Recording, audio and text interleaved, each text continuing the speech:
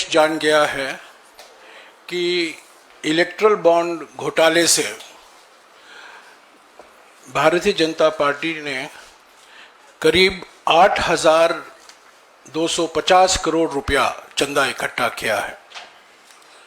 हमने विस्तार से इस पर चर्चा की है पिछले कुछ दिनों में।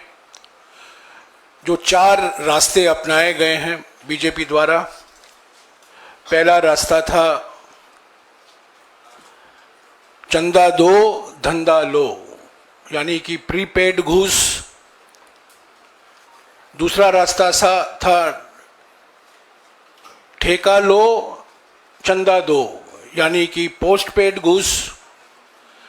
तीसरा रास्ता था हफ्ता वसूली, यानी कि ईडी, सीबीआई और इनकम टैक्स की धमकी दो और कंपनियों से चंदा लो।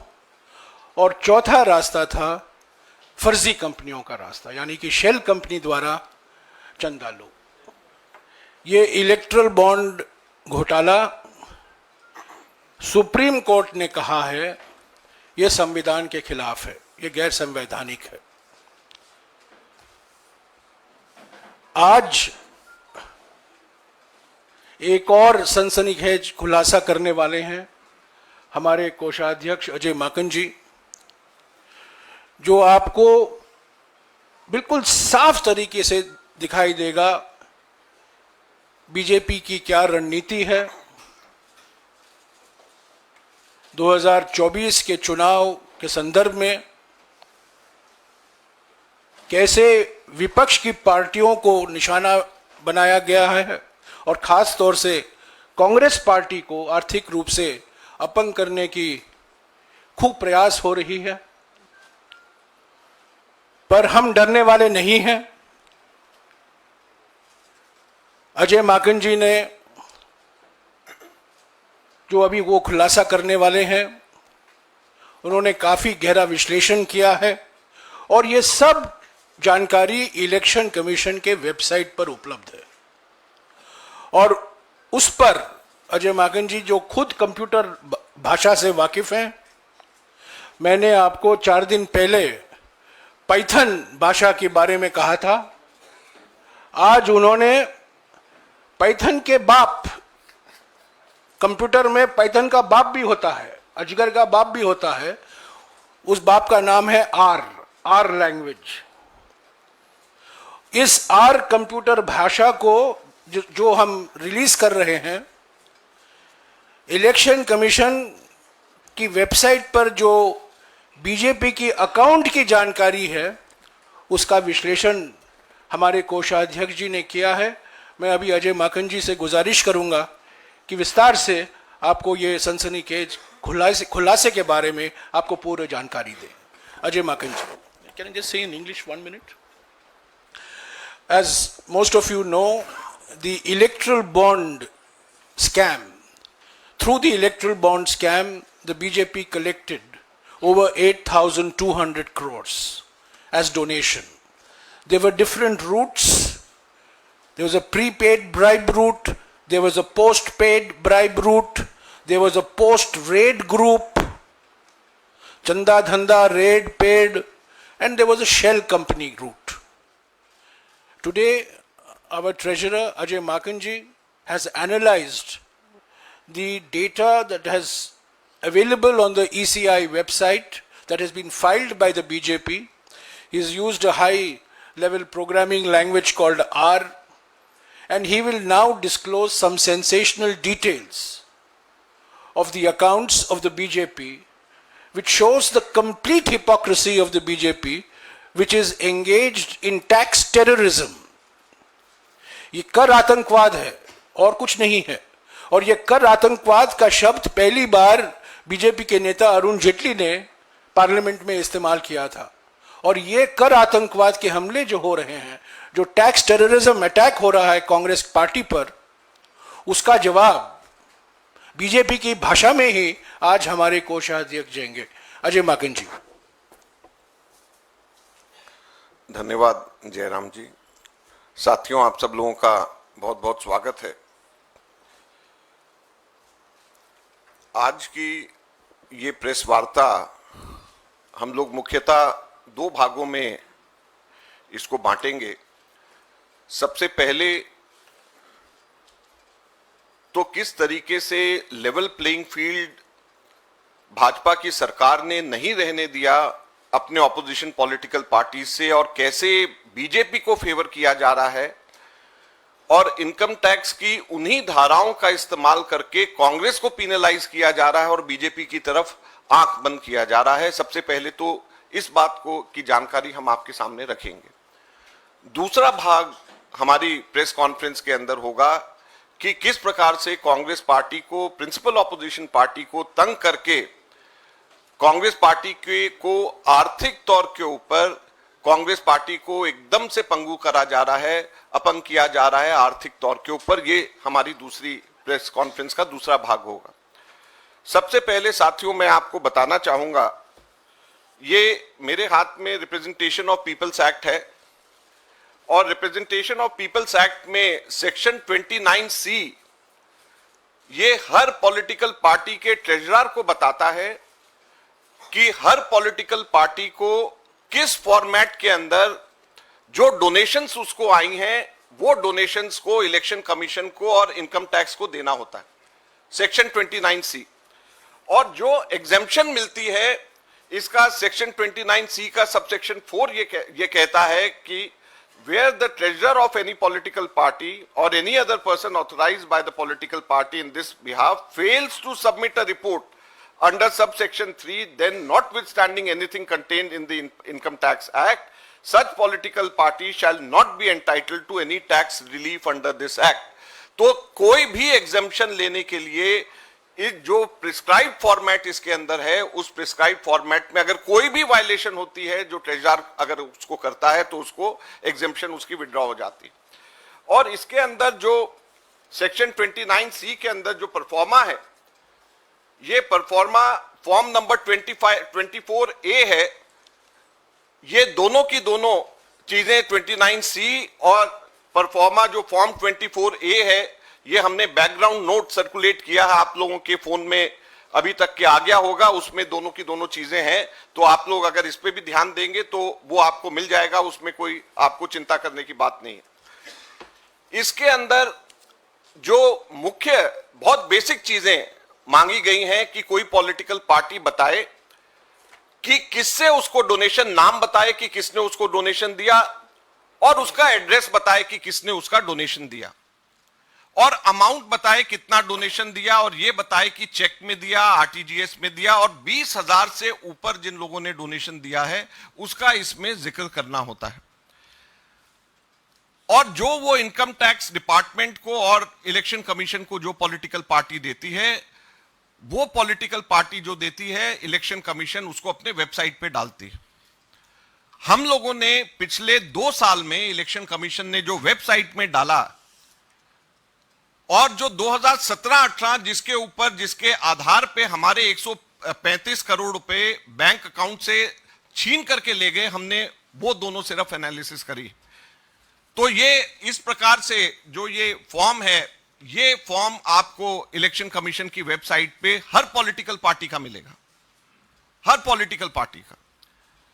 और जो हमारे सिर्फ 14 लाख की वायलेशन के ऊपर 135 करोड़ रुपए 2017-18 के अंदर बीजेपी की इनकम टैक्स डिपार्टमेंट ने हमारे से छीने, मैं बताना चाहता हूं कि 2017-18 के अंदर बीजेपी ने 1297 लोगों के डोनेशन जिन्होंने दिए हैं उनका कोई एड्रेस, उनका कोई पता नहीं दिया, सिर्फ नाम लिखा और छोड़ दिया, उसका कोई पता नहीं दिया। पता इसके अंदर नाम और पता दोनों देना है। और कुल कितनी राशि? 42 करोड़ रुपए की राशि, 42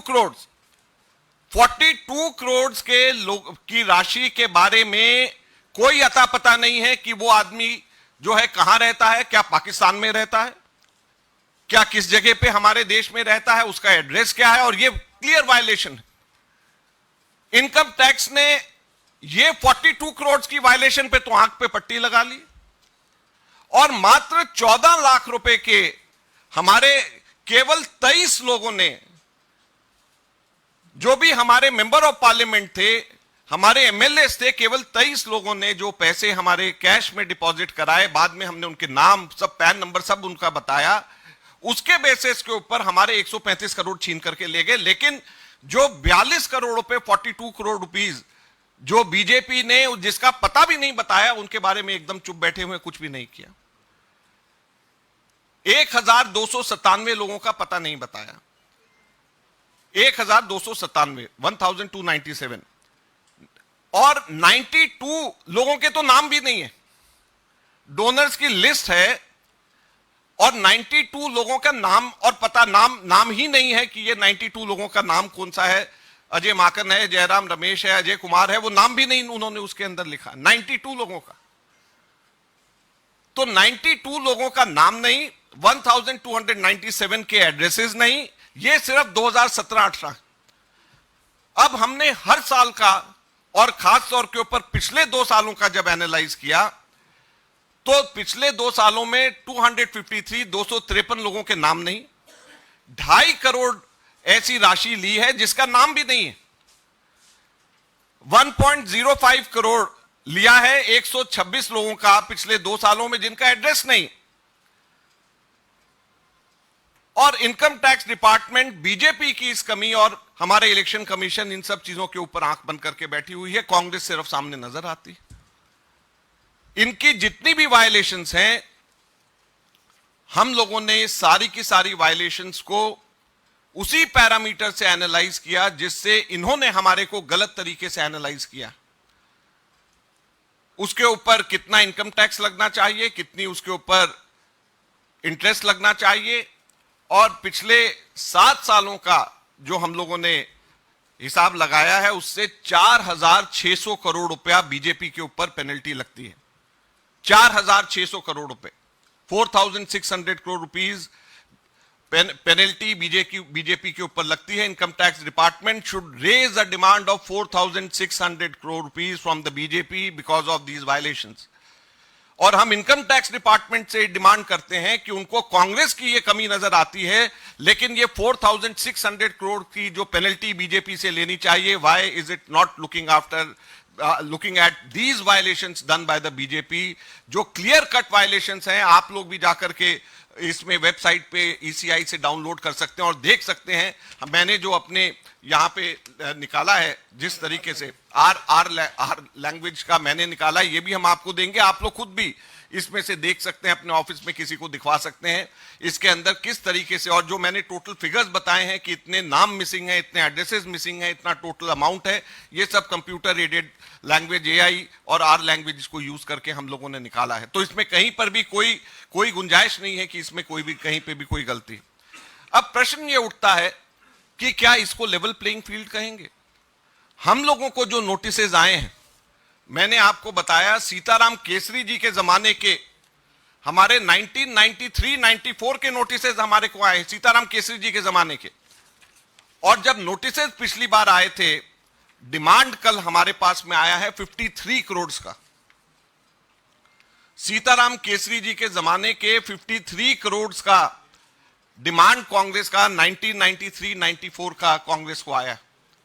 और टोटल पिछले इसी तरीके से उन लोगों ने 5 सालों का दिया है, 3 सालों का और वो बना रहे हैं।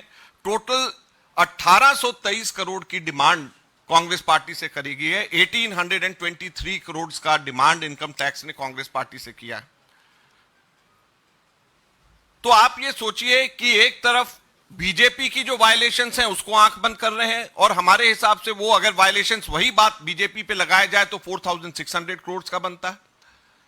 और कांग्रेस को गलत तरीके से फंसा करके, कांग्रेस को गलत तरीके से सीताराम केसरी जी के जमाने के एक चीज टाइम बार होती है, और ये 1993-94 की डिमांड 53.9 करोड़ मिलाकर के 1823 करोड़ का इन्होंने जो लगाया है, ये कहां की लेवल प्लेइंग फील्ड है और कहां का ये डेमोक्रेसी हमारे देश के अंदर हमारी बच गई।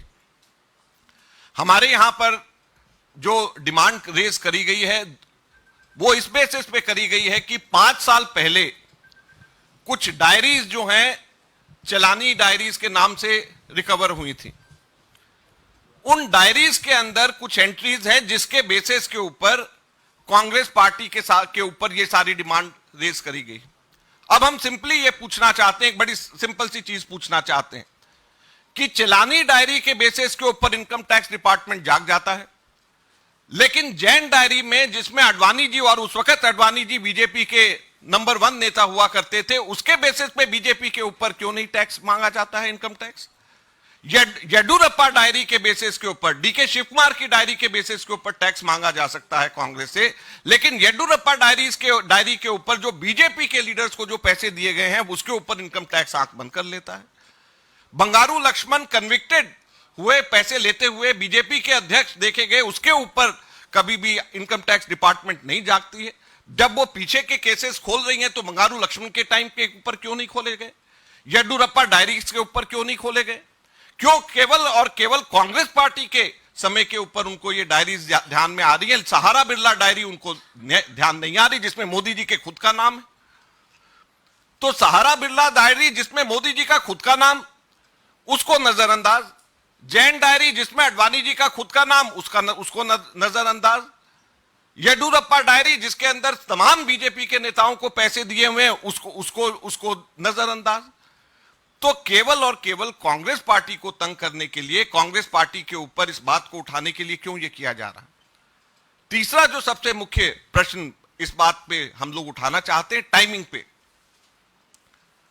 ये 2019 के अंदर ये डायरी निकली, आज जाकर के इलेक्शन के टाइम पे इलेक्शन नोटिफाई हो गया, आज जाकर के इन लोगों को डिमांड रेज करना याद आ रहा है। पहली बार अब जाकर के कल शाम को इन्होंने डिमांड रेज किया जब इलेक्शन नोटिफाई हो गया है। क्यों? क्या इससे पहले 5 साल कभी भी ये लोग डिमांड रेज नहीं कर सकते थे? अब क्यों डिमांड रेज कर रहे हैं? तो ये सारी की सारी बातें बड़ी स्पष्ट ये बताती हैं कि कैसे इनकम टैक्स आंख बंद करके एक तरफा बीजेपी की कमियां उनको नजर नहीं आ रही, उनके 4600 की पेनल्टी उनकी नजर नहीं आ रही जो एकदम साफ स्पष्ट नजर आता है, उनके 42 करोड़ की वायलेशन नजर नहीं आ रही, हमारी 14 लाख की वायलेशन के ऊपर 135 करोड़ रुपया हमारे से ले लिया, हमारे 23 लोगों ने, हमारे जो है एमपीज और एमएलएज ने जमा कराए, कैश जमा कराए, उसके ऊपर हमारे 135 करोड़ रुपए लगा दिए, उनके 1290 से भी ज्यादा लोगों ने, उनके पता नहीं, उनका नाम नहीं, उसके ऊपर उनको कोई कहीं पे भी नजर नहीं आता।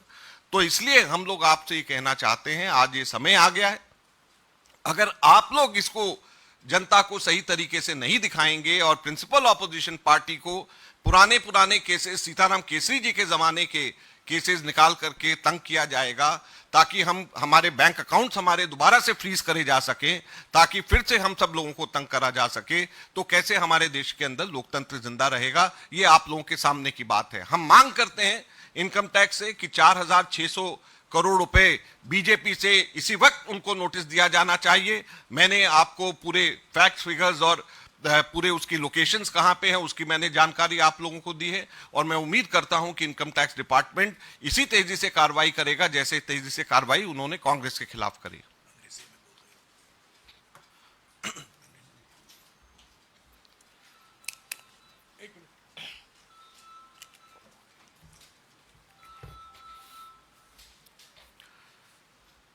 Friends, primarily we are taking up two important issues today. The first one being the income tax department being soft towards the BJP. BJP has violated the Income Tax and Representation of People's Act, but still the Income Tax Department is penalizing the Congress party. I have with me Representation of People's Act, in which Section 29C clearly mandates the treasurer of any national recognized political party to submit to the Election Commission in a performa, in a proper format, the details of donations received in the last financial year. And in such format, the two most important and basic things which any political party has to make it open is the name of the donor and the address of the donor. And we have analyzed last 7 years of accounts submitted by the BJP, particularly 2017-18 and last 2 years. about which we are going to tell you about which today. In 2017-18, total donations without any address was 42 crores for the BJP. And for the same year, 2017-18, Congress was penalized just for 14 lakh rupees, which 23 of our leaders, they had given in cash, donated to the Congress party in cash. And Congress party was penalized to the tune of 135 crore rupees. Our accounts worth 210 crores were marked as lien just because of this 14 lakh rupees. Whereas Income Tax Department didn't do anything for 42 crores of donation taken without any addresses, without any names. 4.5 lakh rupees was taken by 92 people in 2017-18. So now what we are saying is that there should be a level playing field. We are asking the Income Tax Department, we have calculated 4,600 crore rupees should be taken from the BJP because of these violations. 4,600 crore rupees we have calculated on the same basis as the Income Tax Department has calculated for the Congress party. So for the Congress parties, they are asking 1,823 crores. The BJP should also pay 4,600 crore rupees because their violations are much bigger and their violations are clearly seen on the internet, and you can also yourself go and see that such violations. Thank you. Thank you. हाँ जी, कुछ सवाल? हाँ जी, mic दे दो ना। ये तो sir आपने जो आज खुलासा किया है काफ़ी महत्वपूर्ण हो जाता है, लेकिन कल जो कोर्ट में हुआ है, हाई कोर्ट में राहत नहीं मिली है, वो क्या पहलू रहे? कांग्रेस उस पर क्या कहेगी? देखिए, ये टेक्निकल इनकम टैक्स से संबंधित हमारे जो इनकम टैक्स को जो कोर्ट के अंदर जो बेंच देखता है, हम लोग उसके पास में गए और उसने हमारे को वापस एपेलेट ट्रिब्यूनल के पास में जाने के लिए भेजा है। हम पूरी तरीके से आश्वस्त हैं, हमें रिलीफ कोर्ट से मिलेगा ही मिलेगा, रोक नहीं सकते हैं। और हम इसके बाद में सुप्रीम कोर्ट जाएंगे क्योंकि कानून हमारे साथ है, हमें हर हालत में रिलीफ मिलेगा। लेकिन जब हमारे को रिलीफ मिलेगा, जब तक के इलेक्शंस खत्म हो गए होंगे। हम सुप्रीम कोर्ट जा रहे हैं। अब आप टाइमिंग देखिए, ऐसे टाइम के ऊपर हर चीज का प्रोसेस होता है। इनकम टैक्स के अंदर भी हमारे को सबसे पहले नोटिस असेसिंग ऑफिसर देगा, उसको चैलेंज उसके नेक्स्ट लेवल पे डिपार्टमेंट में ही करेंगे हम, उसके बाद में हम उसको चैलेंज फिर एपेलेट ट्रिब्यूनल में करेंगे, जब जाकर के हम हाई कोर्ट जाएंगे और जब हाई कोर्ट के बाद में फिर हम सुप्रीम कोर्ट जाएंगे। ये पूरा हमारा एक लीगल एक प्रोसेस होता है जिसको हम बाईपास नहीं कर सकते। हम सीधे अगर सुप्रीम कोर्ट चले जाएं, सुप्रीम कोर्ट कहेगा आपने असेसिंग ऑफिसर को, प्रिंसिपल आईटी को आपने क्या चैलेंज किया, आपने प्रिंसिपल आईटी को क्या सीआईटी के आपने चैलेंज किया, फिर आईटीएटी चैलेंज किया। तो ये सारी प्रोसेस सबको मालूम है कि अल्टीमेटली हमें रिलीफ मिलना ही मिलना है, क्योंकि ये गलत है, ये हो ही नहीं सकता। लेकिन जब तक के चुनाव निकल जाएगा और डेमोक्रेसी खत्म हो जाएगी, उस टाइम के ऊपर कौन इन सब चीजों को देखेगा, ये हमारा कहना है। माकन साहब, आप लोगों ने चुनाव आयोग से कंप्लेन किया था इस इशू को भी लेकर के कि आपके अकाउंट फ्रीज हुए हैं। एक हफ्ते से ज्यादा हो गया, चुनाव आयोग का रिस्पांस क्या है इस पर? अभी हम वेट कर रहे हैं चुनाव आयोग इसके ऊपर कोई कार्रवाई करे, क्योंकि चुनाव आयोग का भी ये दायित्व बन जाता है, फ्री एंड फेयर इलेक्शन कराना चुनाव आयोग का भी दायित्व है। तो चुनाव आयोग के पास में भी उनका भी दरवाजा हमने खटखटाया है। और ये इससे बड़ा स्पष्ट, हमने आपको बड़ा स्पष्ट दो चीजें बताई कि हमसे अननेसेसरी डिमांड हमारे से रेस किया जा रहा है, और दूसरा हमने कहा कि बीजेपी खुद एट डिफॉल्ट है और उसको एकदम से साफ छोड़ा जा रहा है। सिर्फ कांग्रेस पार्टी क्यों ऐसी चुनी जा रही है जिसको पिनलाइज किया जा रहा है? और मैं आपको और एक बताना चाहूंगा, 1993-94 का आप लोग पता कराएं, कुछ और ऑपोजिशन पार्टी को भी नोटिसेस आए। 93-94 के कुछ और ऑपोजिशन पार्टीज को भी नोटिसेस आने शुरू हो गए हैं, जो कि बीजेपी के ऑपोजिशन पार्टीज। माकन साहब, हेलो माकन साहब इधर, माकन साहब इधर माकन साहब, you are saying that you are following the due legal process, but there is no time. So it's an unprecedented situation where you're not getting relief from the income tax department, and on the other hand you saying, since there's no time, So are you not moving the Supreme Court immediately in such unprecedented circumstances? We are moving to the Supreme Court. It's just because there was long weekend and holidays, we didn't do it. But the first thing early next week is we are approaching the Supreme Court. हाँ जी, साहब इधर यहाँ दे दो ये। Sir इधर भी एक minute आ रहा हूँ। माकन साहब, जिस तरह से आप लोगों ने अपने अकाउंट लेवल प्लेइंग फील्ड के लोग आरोप लगा, उस पर जो है अमेरिका के विदेश विभाग के प्रवक्ता मैथ्यू मिलर का भी बयान है। उन्होंने कहा कि कांग्रेस की जो शिकायतें हैं उस पर जांच होनी चाहिए और कांग्रेस को भी चुनाव कैंपेन के पैसा मिलना चाहिए। इस पर जो है भारतीय विदेश मंत्रालय ने टिप्पणी की थी, आपत्ति दी। उसके बाद भी मैथ्यू मिलर का बयान आया कि हम अपनी स्टैंड पर कायम हैं, कांग्रेस की बातें सुनी जानी चाहिए। देखिए, हमें भारत के लोकतंत्र पे पूरा विश्वास है, हमें भारत के न्याय पद्धति पे, न्यायपालिका पे पूरा विश्वास है। हमें किसी भी बाहर की सपोर्ट की जरूरत नहीं है और हम पूरी तरीके से आश्वस्त हैं। हमारे अपने इंस्टीट्यूशंस, हमारे संविधान, हमारे न्यायपालिका, हमें उनके ऊपर पूरा विश्वास है। हमें बाहर की किसी की सपोर्ट की जरूरत नहीं है। माकन साहब, जो डिमांड इसमें रेज किया गया है 93-94 का, तब भी आपकी सरकार थी, नरसिम्हा राव की सरकार थी, उसमें भी आप लोगों ने उसको क्लियर क्यों नहीं किया इसको? और 10 साल 2004 से 2014 तक भी आपकी सरकार रही, उसमें आपने इसको क्लियर नहीं क्यों नहीं किया? क्योंकि आज ये जो नौबत आई है इसको पहले भी क्लियर कर सकते थे आप। आपका क्या मतलब क्लियर करने का? नहीं, क्लियर करने का क्या मतलब है? मेरे को समझ में नहीं आया। जो डिमांड रेज किया गया आपके tax department, income tax department की आपको क्या लगता है कि हम लोग क्लियर नहीं करते? हम अपने इनकम टैक्स का, हम अपनी असेसमेंट हम लोग देते हैं तो क्लियर होता है। जो सबसे महत्वपूर्ण बात आप हमसे पूछ रहे हो कि क्लियर क्यों नहीं कर रहे, हम लोगों ने क्लियर किया जब तो अभी तक कोई डिमांड नहीं हुई। उसके बीच में 98 के आसपास में वाजपेयी जी की भी तो 5 साल की सरकार रही, उन्होंने तो हमसे नहीं रेज किया, इसका मतलब क्लियर था। अब एकदम से जो है ये 93-94 का अब जाकर के 30 साल बाद में अब कहां से आ गया? हमने तो हमेशा क्लियर, हमने तो पहले दिन से क्लियर किया हुआ था। हाँ जी, मौसमी। जो आपने नोट सर्कुलेट हुआ है, there's a note that has been circulated. Could you explain the note, because there are several entries that are missing as far as the name is. Only one note has been circulated.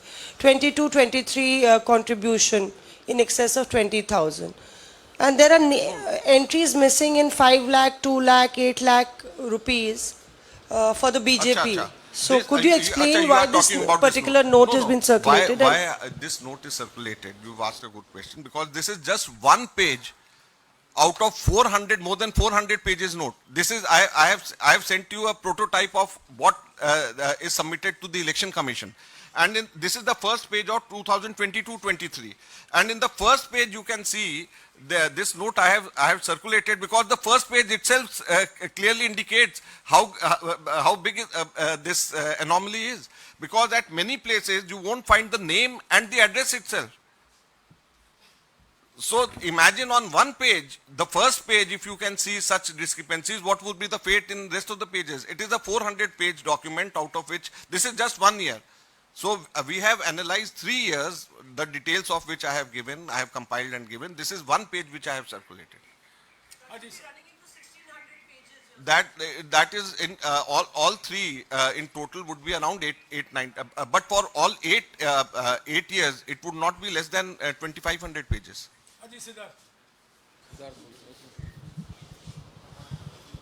Sir, आप कह रहे हैं कि supreme court आप जाएंगे, high court से अब तक आपको राहत नहीं मिली है, तो कितने आश्वस्त है कि सुप्रीम कोर्ट में आपको राहत मिल पाएगी? दूसरी बात, आपने एक महत्वपूर्ण बात कही कि और भी विपक्षी दलों को इस तरीके के नोटिस आ रहे हैं, तो क्या कांग्रेस पार्टी उन सभी विपक्षी दलों से रीच आउट करके एक कॉमन मोर्चा बनाकर इस चीज़ को आगे बढ़ाएगी, और क्या ऑप्शन आप लोगों के पास बचता है?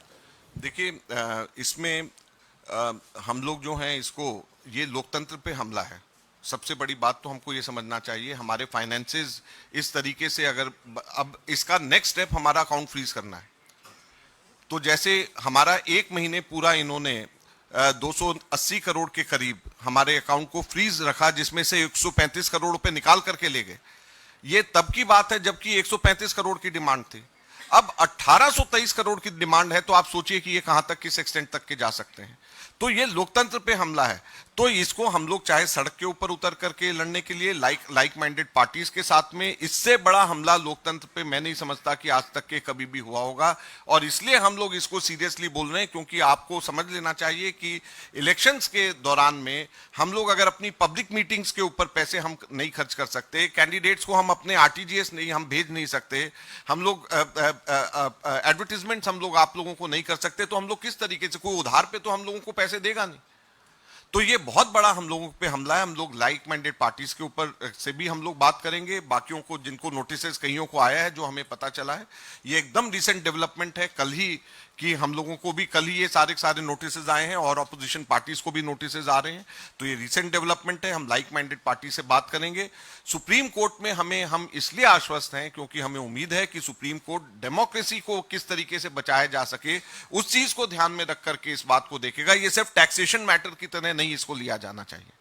माकन जी एक सवाल मेरे पास। एक मिनट, मैं एक चीज जोड़ना चाहता हूं। अभी जो माकिन जी ने कहा है, ऐसे नोटिसों से हमें हमारे मनोबल पर कोई असर नहीं होगा। हमारा चुनाव प्रचार चलता रहेगा। कुछ 2 दिन पहले हमने एक अभियान, मेरे विकास का 2 हिसाब अभियान की शुरुआत की। 3 तारीख को घर घर गारंटी कार्यक्रम शुरू होगा।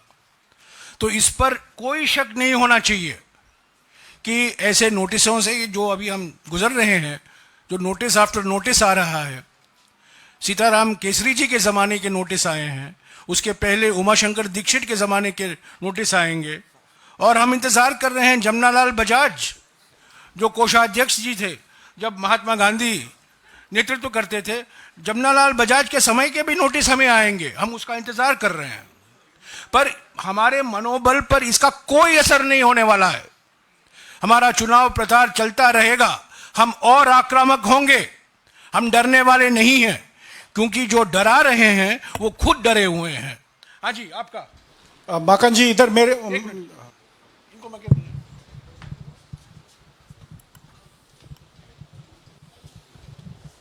थैंक यू जयराम जी। मैं संदीप हूँ वर्तमान न्यूज़पेपर से। मेरा 2 क्वेश्चन है। एक main allegation is to income tax department. So will you approach or write to income tax department that why not you are looking to BJP? And second is, Congress party का account में इतना पैसा भी नहीं है कि 1800 करोड़ रुपया दे सकते हैं। आपको मालूम है 1800 कितना होता है? 1800 रुपया नहीं, 1800 करोड़ है। 1800 रुपया नहीं है, ये 1800 करोड़ है। आपको मालूम है 1800 करोड़ कितना होता है? हमारे पूरे इलेक्शंस का, पिछले बार का 2019 का पूरे इलेक्शंस का हमारा 800 करोड़ का खर्चा था, पूरे इलेक्शंस का। तो 1800 करोड़ उतना होता है। जयराम सर, ऐसा है, जो पहला क्वेश्चन आपका था कि इनकम टैक्स डिपार्टमेंट को हम लोग लिखेंगे। हम लोग इस चीज को भी देख रहे हैं कि लीगली कैसे हम इसको टेकअप कर सकते हैं। सब चीजें हम लोग क्योंकि ये एकदम से कल हुआ है और हमने उनके जितने भी पुराने खाते हैं सब असेस किया है, तो हम बीजेपी वालों को इतने हल्के में छोड़ने वाले नहीं हैं। मैं एक करेक्शन करूं, जो अभी अजय माकिन जी ने कहा है, ये आरोप नहीं है। आपने गलत शब्द का इस्तेमाल किया है, allegation.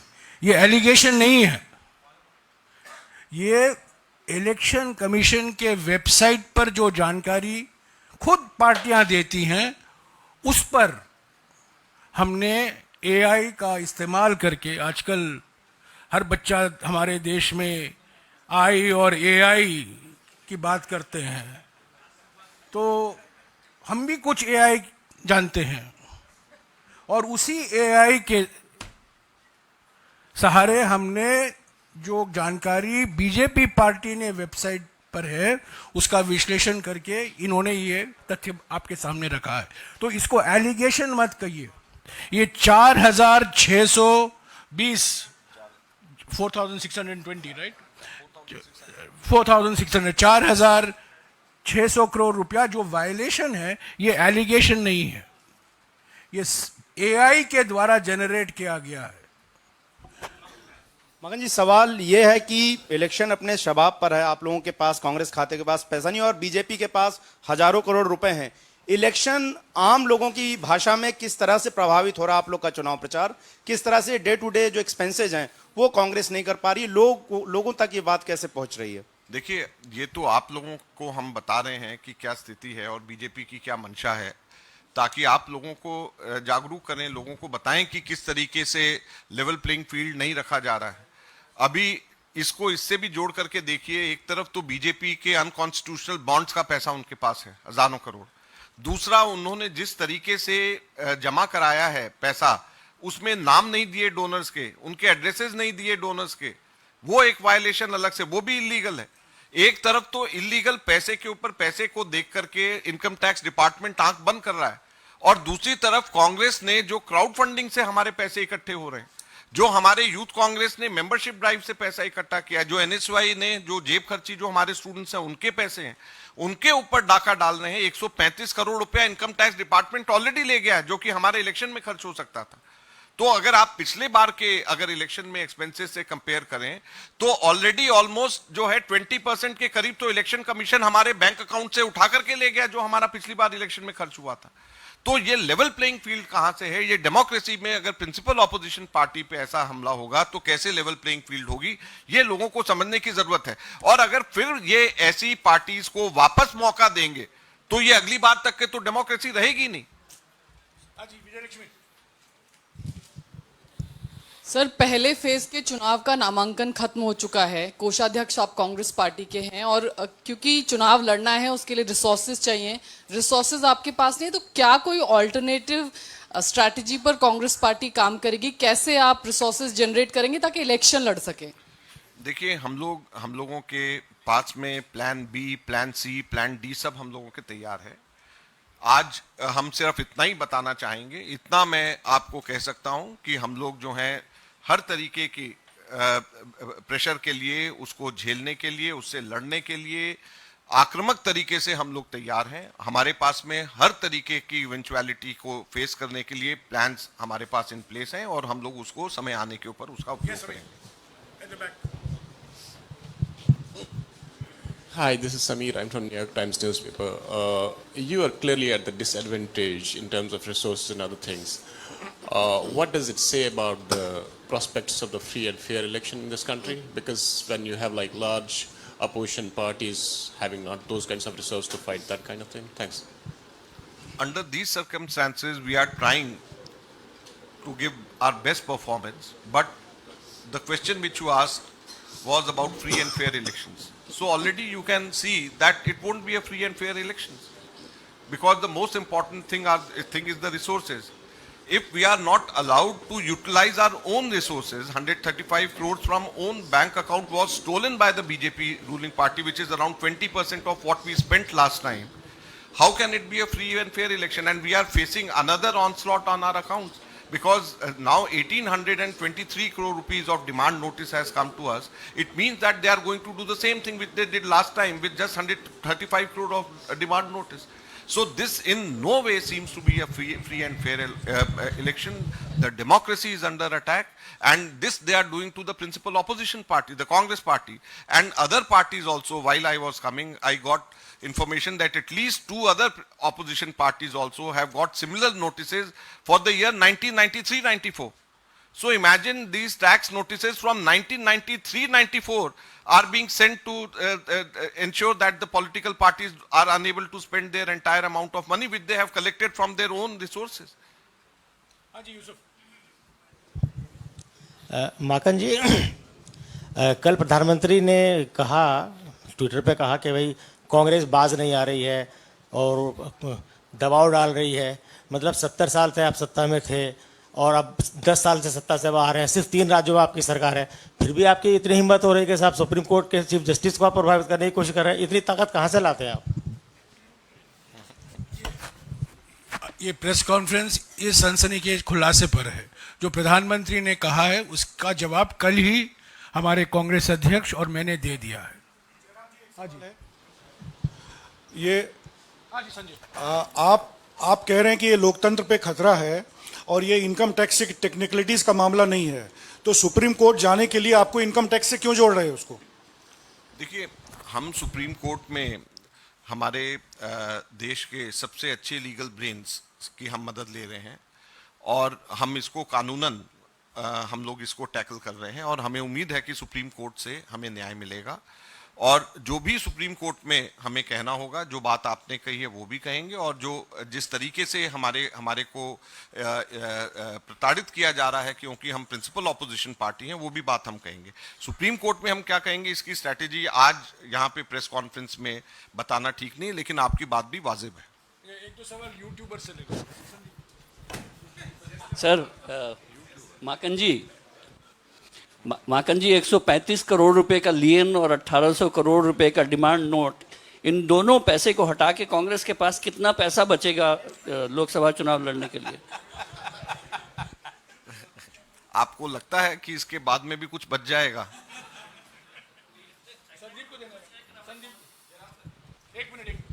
Mr. Makan and also to Jairam, we've been reporting this story of tax notices for the past 1 month. But as just following up on Sanjay ji's question, why haven't you gone to the Supreme Court? One, you haven't done any political action of taking to the streets, taking out protests. There's not enough pressure on the government. If you feel that this is a deliberate act to deny you a level playing field, then there's no adequate response to that action. First of all, I don't agree on both these counts. We went to the Supreme Court 3 times. So we have gone to the Supreme Court 3 times on these matters, and on 1st April we are going again.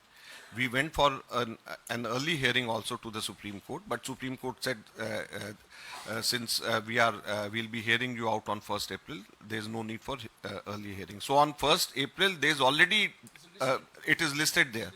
We went to the Supreme Court for an early hearing also, but Supreme Court said that there's no need for an early hearing. So it is not that we are not going to the Supreme Court. We have gone to the Supreme Court 3 times. And on 1st April, we expect Supreme Court to give us some relief. And second is on hitting on the street. We've had demonstrations across the country in all all state headquarters on this issue. We've had demonstrations twice, and from next week onward, we are going to scale it up.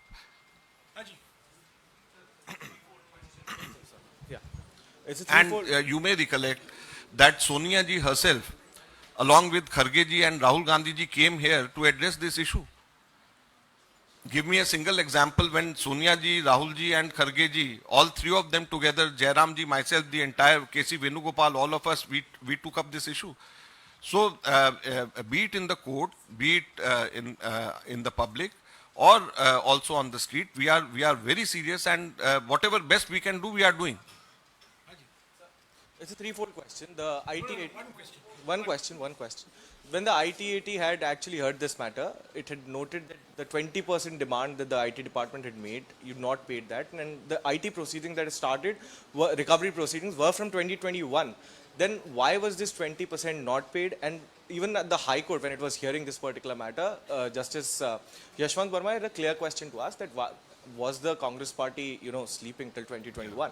Yeah, very good question. I think this should be answered. When IT department was asking 20% at that time, 20% of 135 crores meant 27 crores. And we didn't have that much of money at that time. And once you give 20%, it is very difficult to take it back. This is the first. So when in this case, in this way, now they have raised a demand of 1823 crores. So should we be paying them 400 crore rupees? To the income tax department? Should we be paying? Do we have this much of money? And this is when they had asked us to pay 20%, that was the time when we were facing state elections. We didn't have money. So this money we had collected all through last year to fight the parliament elections. And they took away all the money and they are asking for more money. So if suppose 20%, using this 20% logic, if we pay now, we may be required to pay 400 crore rupees. So should the opposition party first pay 20% bribe to Narendra Modi's government and then contest the elections? Is this a level playing field? And 20% for just 27 crores for just 14 lakh rupees violation. Whereas for 42 crores of violation, not even a single penny is being charged from the BJP. One of the reasons why, to add to what Mr. Markan has just said, that 20% is an admission that there is something that we have done wrong. When fundamentally we are arguing that the order itself is flawed and it is biased and it's politically motivated, to cough up 20%, this is like chanda do, dhanda lo. This is what the BJP did on electoral bonds. It took the money and then gave the contract. You can't do that on income tax assessments. And secondly, there is no guarantee that if our appeal is upheld, that 20 crores is in fact going to come back. So it's easy to say that this 20 crores should have been paid, but the political economy of the 20% is that this income tax order was fundamentally rooted in a desire to cripple the Congress party financially and to make the 2024 election unfree and unfair. That is the strategy of the BJP. Yeah. Sir, how many accounts do you have? How many are frozen currently and how many are not frozen? And how much money did you raise from your crowdfunding exercise? In total in Delhi, we have in our 4 banks around 11 accounts. And when I say 11 accounts, I am talking about NSUI and Youth Congress. And this is, I am talking only about Delhi for the Indian National Congress. They had first marked lien in all our 11 accounts to the limit of 135 crores in some banks and to the limit of 75 crores in some banks. They did this on 13 February. And unfortunately for us, in none of these bank accounts, in any of these bank accounts, we had more than 135 crores or 75 crores. So in all these 11 accounts, effectively, 280 crores got stuck because there was no way to reconcile amongst the banks, and there was no way that we could have taken out money and put it in one bank because the entire money was marked as lien. So we were unable to utilize full these 280 crores. So you imagine, at the eve of elections from 13th of February for 5 weeks continuously, we were unable to utilize our 280 crore rupees. This was the first thing. Then the income tax department took away 135 crore rupees from these out of these 280 crores. And it was day before yesterday evening that we were able to take out our entire amount of money and pay as advances for our election campaign. Just day before yesterday. And perhaps our last week's press conference played an important role, because after that only the government, perhaps, or the bank or the income tax department allowed us, because we were not allowed at that time. Whereas the news was being planted by the CBDT, by the income tax department, that no account is freeze. Right from day one, they were saying no account is freeze. Technically, they may say no account is freeze, but just tell me, when they have marked lien of 135 crores in a bank where we have 90 crore rupees, in another bank where we have 40 crore rupees, in another bank where we have 30 crore rupees. So effectively 90 plus 40 plus 30, the entire amount is locked, freeze. So when we were unable to utilize our 280 crore rupees, the entire amount was frozen. The entire amount was marked as lien, out of which they forcibly took away 135 crores from us, even when the case was going on in the High Court. So this is the high-handedness of the government, which you all should understand. Any more YouTubers? Crowdfunding, our crowdfunding, we in just 1.5-2 months, we were able to collect 25 crore rupees. And it was around 50 lakh rupees a day at an average we used to get. But as soon as the message went that our accounts are frozen, we also didn't encourage people to give money because accounts was frozen. We never knew how much from this amount the government will, the income tax department will take it back. But 25 crores was what we were able to, and it is the highest in recent past any political party has been able to collect through crowdfunding. Okay, one more YouTuber.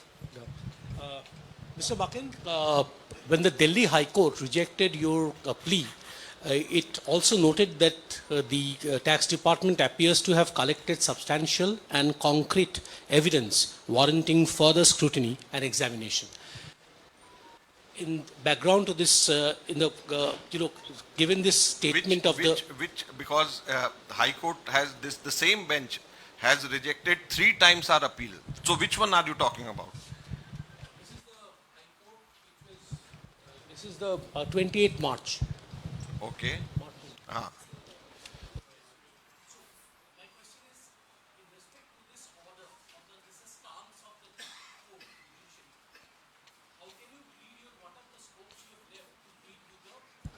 Judicial system or take a judicial course for the court. This is just which came yesterday, and there are many legal matters pertaining to this, and we are going to Supreme Court. We are filing SLP in the Supreme Court against this decision of the High Court. So this is what is under preparation, and this is what we are taking to the Supreme Court.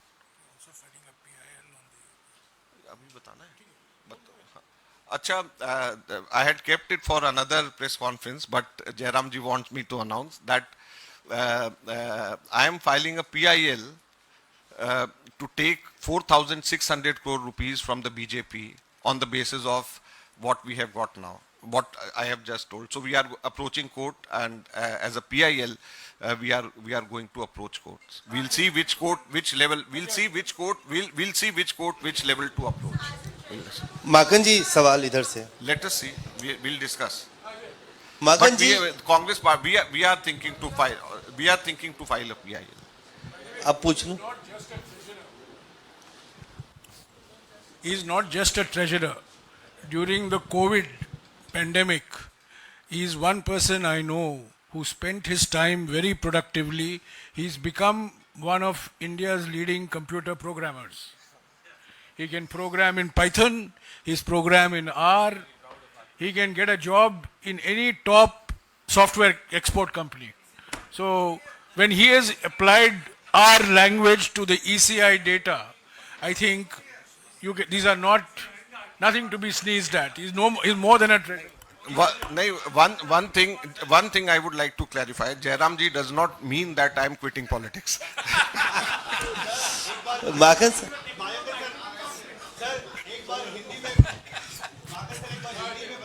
हाँ. देखिए, हम लोगों ने ये तय किया है कि बीजेपी के अकाउंट्स में जो कमियां हैं, जिसको इनकम टैक्स ने नजरअंदाज किया है, जैसे मैंने बताया कि हर साल जो उन्होंने अकाउंट सबमिट किया है, उसमें हजारों लोगों के एड्रेसेस और नाम तक नहीं डाले हुए हैं और करोड़ों रुपए उनके नाम के डोनेशंस वसूल करे हुए हैं. अगर यही हिसाब लगाया जाए, वायलेशंस इनकम टैक्स के लगाया जाए, तो 4,600 करोड़ रुपया बीजेपी को इनकम टैक्स को देना पड़ सकता है पिछले 7 सालों का ही केवल.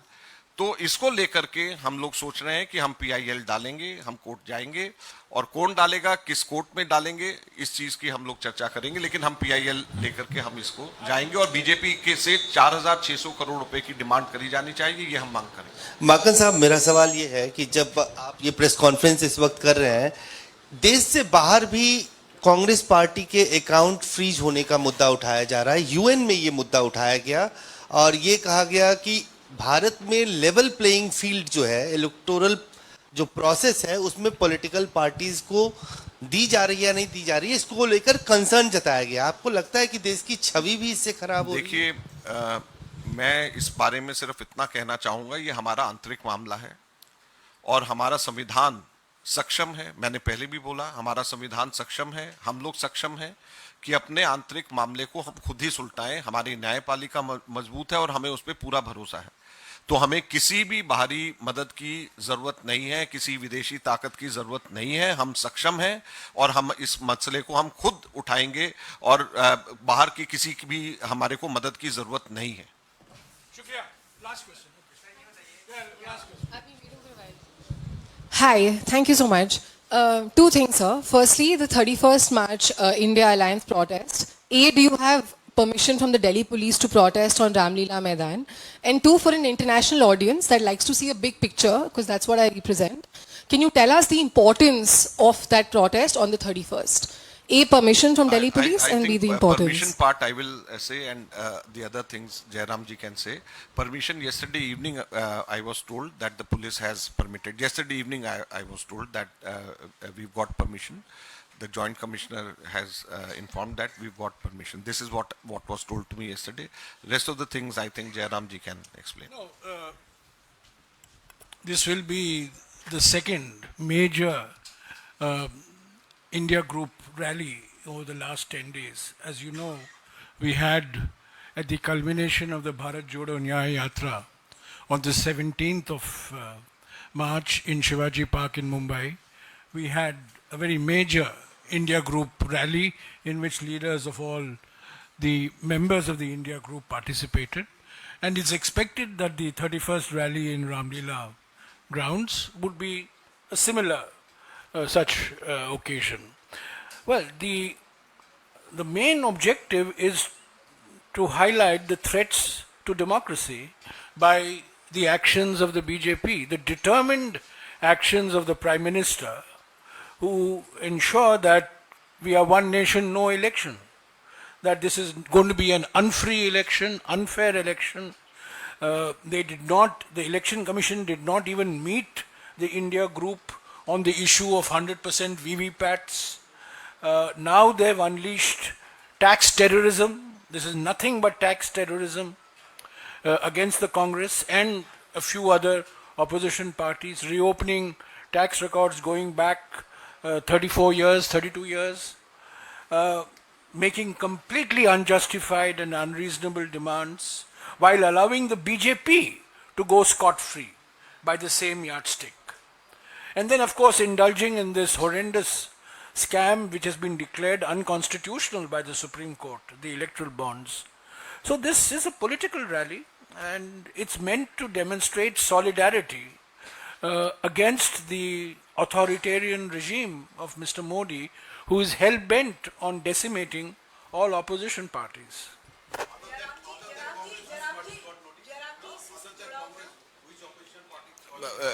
It will not be proper for me to divulge, but I'm saying when I'm saying that two opposition parties, and they are part of India Alliance. They are part of the India Group. They are part of the India Group. Thank you. Haji Manjari. Manjari. इसी से जुड़ा हुआ मेरा सवाल है कि आप लोग कह रहे हैं कि ये लोकतंत्र पर हमला है और इसे लेकर 31 तारीख की रैली कर रहे हैं, लेकिन वहीं आम आदमी पार्टी जो है इसे केजरीवाल की गिरफ्तारी से जोड़कर उसको मुद्दा बना रही है। तो ऐसे में कांग्रेस क्या उस कॉज को सपोर्ट कर रही है या उस बैनर के साथ जाएगी? नहीं, ऐसा नहीं है, और हमें पूरी उम्मीद है कि आम आदमी पार्टी भी लोकतंत्र की हत्या जो इस पूरे रैली की थीम है उसको मानती है, और उसमें सभी बातों को रखा जाएगा। जिस तरीके से हर ऑपोजिशन पार्टी पीड़ित है इस वक्त, सभी बातों को रखा जाएगा, ऐसा हमारे को उम्मीद है और ऐसा ही होगा। Okay.